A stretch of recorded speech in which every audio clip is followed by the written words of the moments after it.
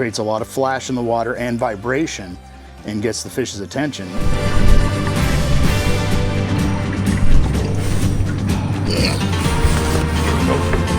Switch to a black hologram minnow. Oh man, look at that thing. That thing's pretty. Here's my my typical trolling setup. Oh yeah, that's a nice one. Good fish. Good fish.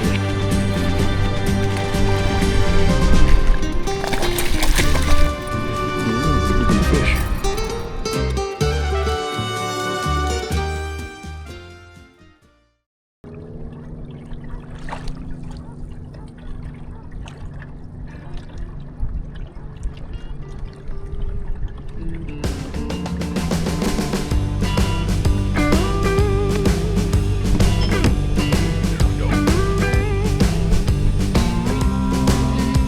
Again. Well,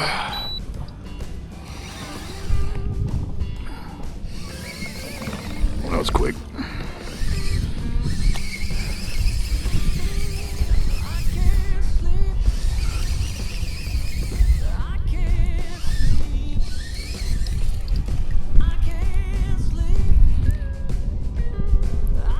Nice one.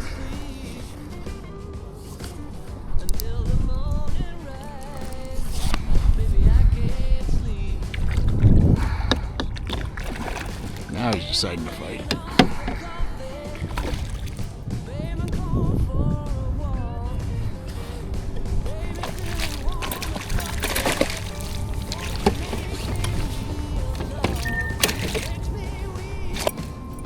Oh, good looking fish.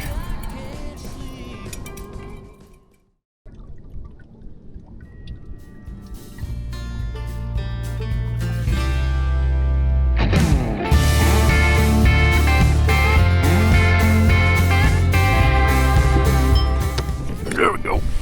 That feels like a good one. Ugh.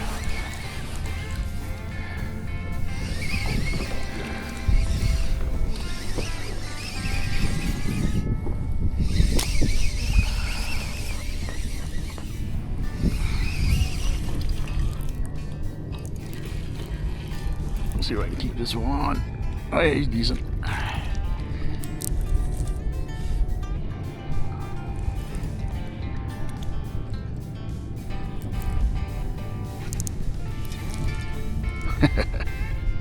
Yeah, he's fired up.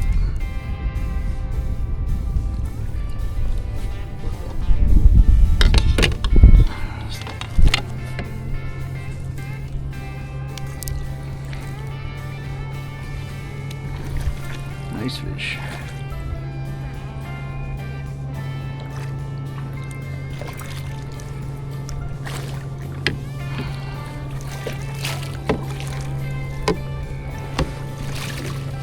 That's a solid one, for sure.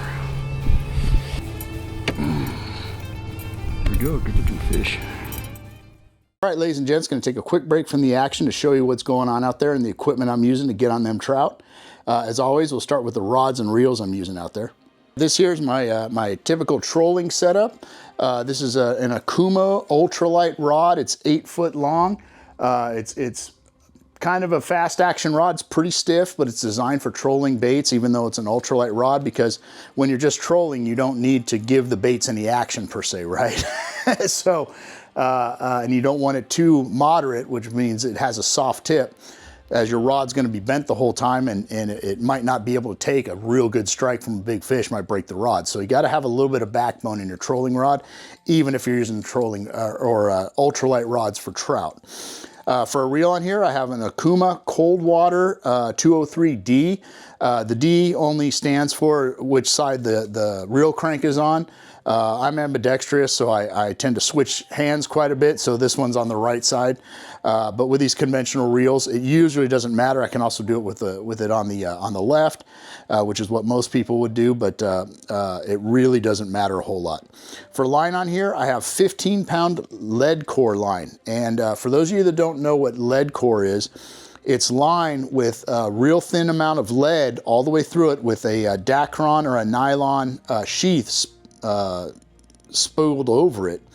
And what that does is it's weighted line, so when you let it out and drag it behind your boat on the troll, it will make your baits sink however far with however much line you have out there. So the more line you have out there, the more weight, it's going to sink deeper. With less line, it's not going to sink as far, right?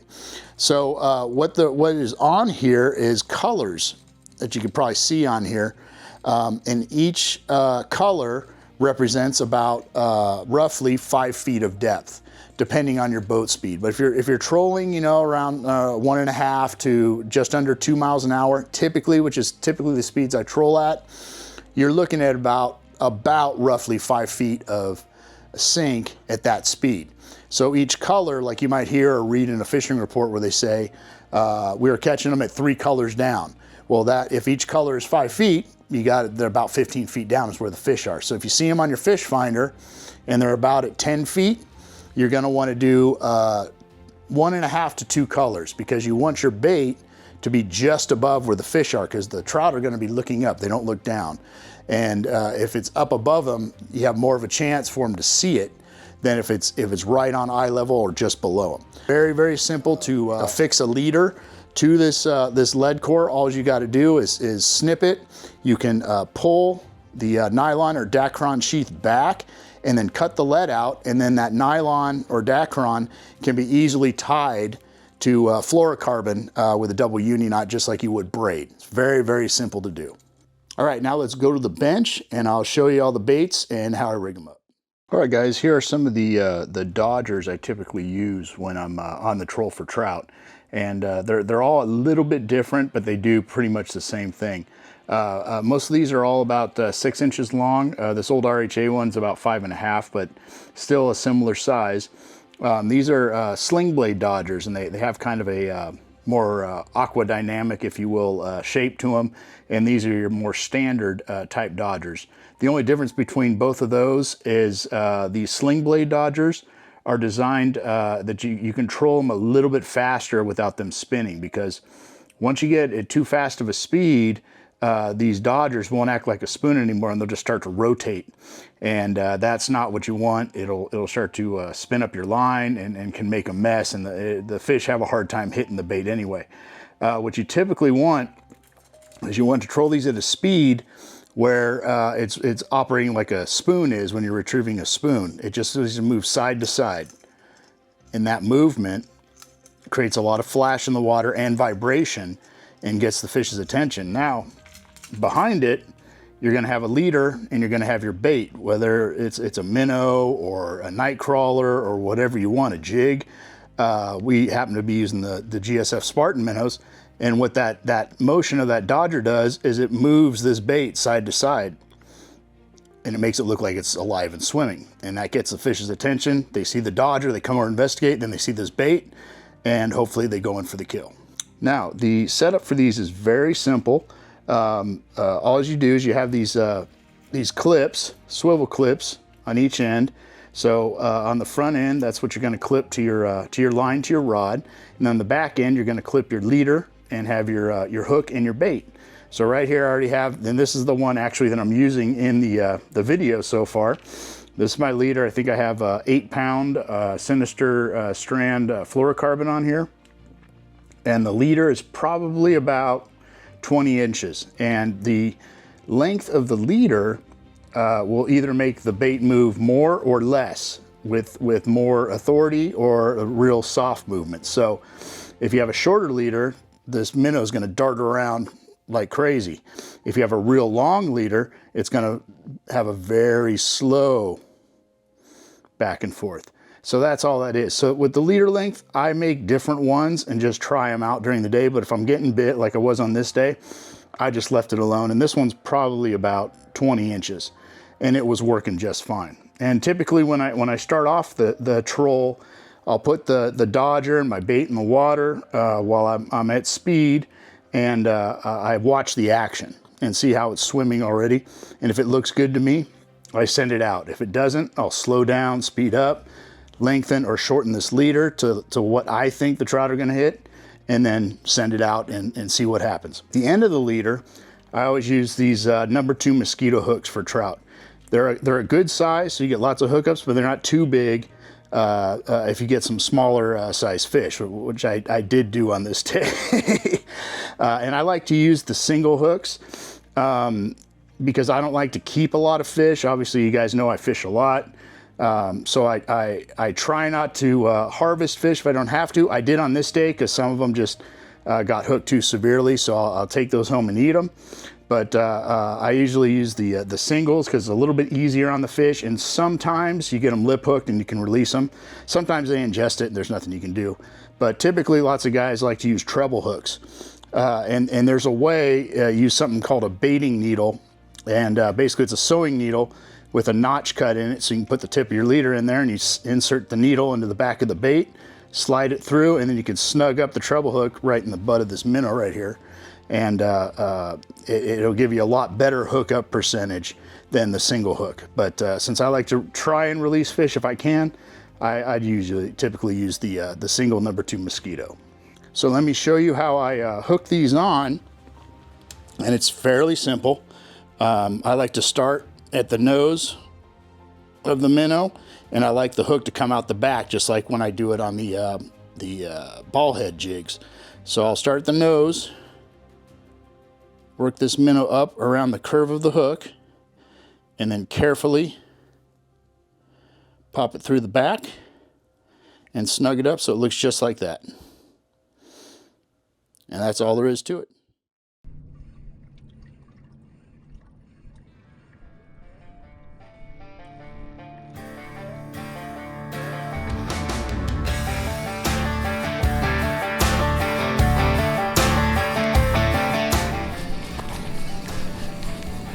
Damn, when I was letting it out, he smashed it.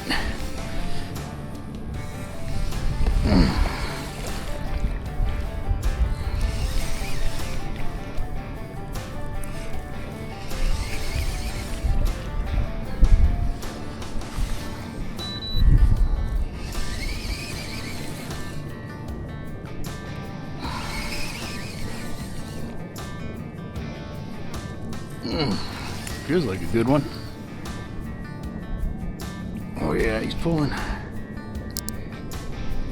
pulling a little drag.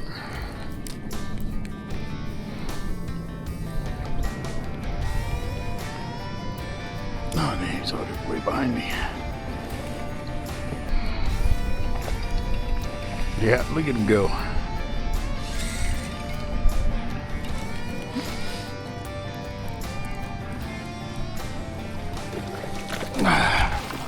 Just switched to a black hologram minnow. Oh man, look at that thing. That thing's pretty. That's a good looking fish.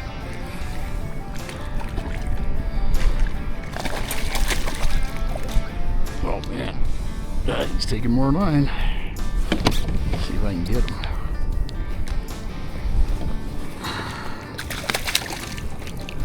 Oh yeah, it's a nice one. Real nice fish.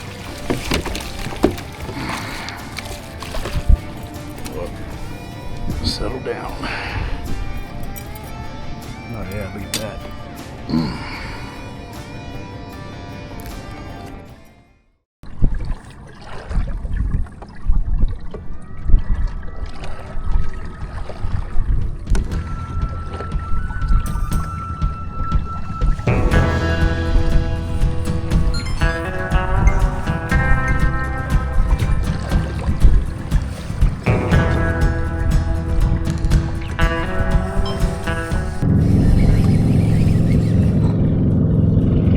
There we go.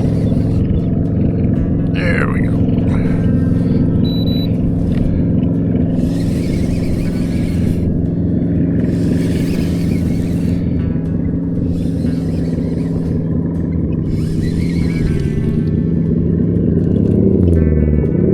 Nice trout.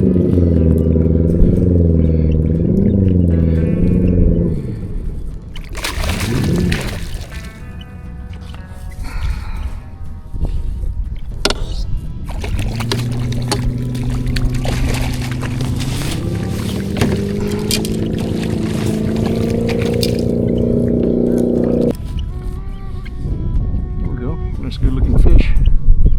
That pumpkin pie minnow.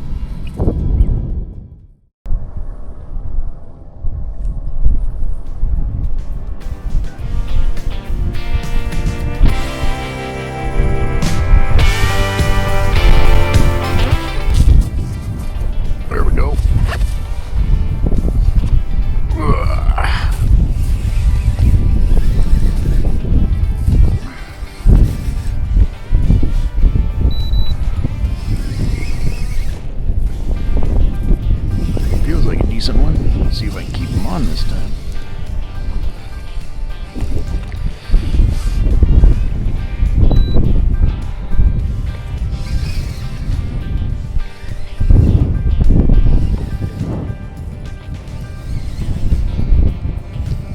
Oh yeah, it's a decent one. Much better. Much better. It's like a real pretty one.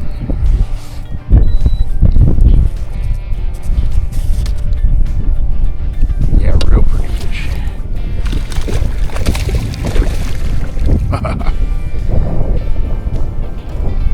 There we go. Yeah, I think it's gorgeous. Real pretty fish. All right, ladies and gents, there you have it. A great little trip out to Big Bear. I've been meaning to get out there and so glad I did. Lots and lots of fun. And I do enjoy trolling now and then. It's fun setting up those dodgers and using the GSF baits behind them. It's just another use for all the Golden State baits because all of them, you can use the devil tails, mice tails, you can use the Spartan minnows like I was, you can even use the mini jigs behind those dodgers, and the trout absolutely love them. It's just a matter of figuring out what color they're onto today and what depth they're hanging at. And on this day they were hanging about 10 feet down, so I was 2 colors down on the lead core, and I was trolling at about 1.5 to 1.8 miles an hour. And they could not resist it until it got a little bit past noon. It got a little bit warm, and the bite slowed down significantly. But in the morning, I lost way more fish than I caught because I'm using those single mosquito hooks instead of a treble hook. But like some of them, like you saw that one, I was still setting it up, and they jumped on it immediately. And I even had a follower when I was cranking it in fast, which was not a good presentation. But man, he wanted that Spartan minnow. I just didn't see it quick enough to let him have it. But it's a great place to fish. So if you're in the area, if you're on vacation, you get in a boat, get yourself a Dodger. You can probably get one in the local taco shop. Get yourself some Golden State Fishing Spartan minnows, and you can get on some fish, no problem. Like it was a lot of fun and very quick action, definitely in the morning. And with that, if you want to check out any of the fine products I use on this channel, there's a QR code right up here. If you want to check out the Golden State Fishing custom baits, the Katana rods, the Waterland sunglasses, or any of the waders or other products I use on this channel, just click on this QR code. It'll take you to a link tree which has hyperlinks to all these companies, including some discount codes. And you can save up to 15% off on some of the products. Not every product is discounted, but a good majority of them are. And they are excellent products, or I wouldn't use them, and certainly wouldn't put them on the channel for you guys to look at. So give them a look and see what you like, and maybe you can save yourself a little bit of money. And if you like what you saw here, please give us a like and a subscribe. It really helps out the channel. If you have any questions or comments, please leave them here. That also helps. Any comment helps, even if it's negative. That's fine by me. Definitely helps out the channel. You can also get a hold of me if you have questions on my Instagram at Spanker Outdoors. Just message me there, and I do my best to get back to you in a good amount of time. And then coming up, got some more Sierra videos coming up. I think I have another Montana video. Shoot, I just got back from the Sierras. We did pretty good, but it is getting warm up there. So the fishing is a little bit tougher, but we were able to find them. Just a little hint, just stick to your intakes where that cold water's coming into a lake. And when the water's warmer, the fish are going to be right there. So that's the thing you guys need to look for when you're up there. And get a boat or a float tube for the afternoon. The fish go out deep as it gets warmer. And if you're on shore, you might as well go back to the hotel and take a nap, or the campsite, take a nap, because the fish are going to be out quite a bit further. So, but they can be caught. If you got a boat or a float tube, you'll be just fine. Otherwise, just go out very early in the morning and go back to camp, take it easy, go on a hike, do something else, take a nap, whatever, and then come back late afternoon, early evening, and the trout will come back in. So you can still get them. You just got to manage your time a little bit better, so look forward to seeing you guys out there, and tight lines.